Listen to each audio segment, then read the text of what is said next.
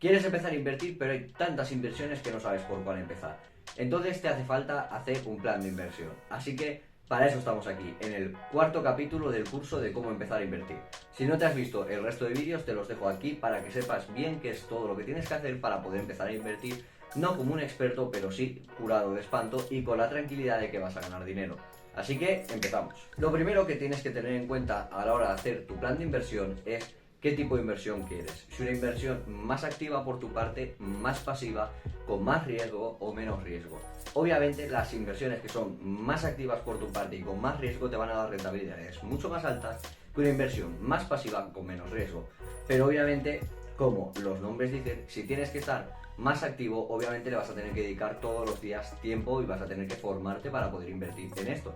Es decir, criptomonedas y la bolsa. Y encima tienen más riesgo, es decir, puedes llegar a perder más dinero, por tanto, no vas a estar tan tranquilo con tu dinero invertido ahí. Entonces, es muy buena inversión, pero hay que tener mucho cuidado. Sin embargo, está su polo opuesto, que serían las inversiones más pasivas y con menos riesgo. Por ejemplo, ¿cuáles serían? Un fondo indexado donde tú has metido tu dinero y te olvidas, o por ejemplo los préstamos personales, que de forma automática, una aplicación como Mintos va pasando tu dinero de préstamo en préstamo y tú te olvidas. ¿Puedes llegar a perder dinero en estas? Podrías llegar a perder algo de dinero, pero es muy poco probable y es algo que literalmente con que te metas una vez a la semana para comprobar cómo vaya y te salgas es suficiente tiempo. Entonces tenemos un extremo y el otro extremo. Por un lado tienes las criptomonedas y la bolsa como inversiones activas y con mucho riesgo, y por otro lado tienes Mintos, es decir, préstamos personales, o por ejemplo fondos indexados como inversiones pasivas y de poco riesgo. Pero hay un amplio abanico en medio y hay muchas combinaciones posibles. Es más, hay formas de invertir en criptomonedas que son más pasivas y con menos riesgo, y hay formas de invertir en préstamos personales o en fondos indexados que son con más actividad y más riesgo. Hay un poco que ver cuál es tu perfil. Normalmente, si estás viendo este vídeo, lo más seguro es que estés intentando empezar a invertir. Por eso estás viendo el curso de cómo empezar a invertir. Vale, partiendo de esta base, vamos a intentar un poco olvidarnos de las inversiones que son más activas y que encima son más riesgosas, porque como estás empezando tienes poco conocimiento. Y si tienes que empezar a aprender a cómo invertir en la bolsa o a cómo invertir en criptomonedas, puedes llegar a tardar mucho tiempo.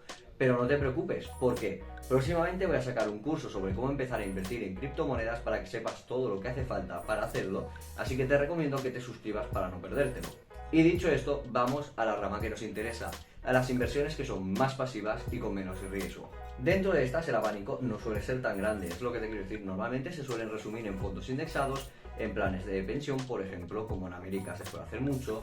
También podríamos incluso meter la inversión inmobiliaria aquí, porque sí que es verdad que tiene una parte bastante activa al principio, pero luego suele ser bastante pasiva.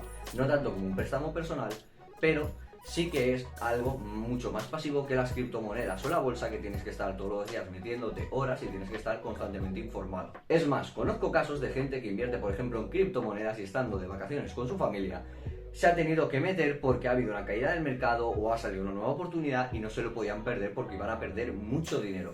Sin embargo, es algo que a mí, por ejemplo, con los préstamos personales nunca me ha pasado, ni en los fondos indexados. Yo simplemente me olvido y una vez a la semana compruebo que todo vaya bien y una vez al mes añado más dinero a mi inversión.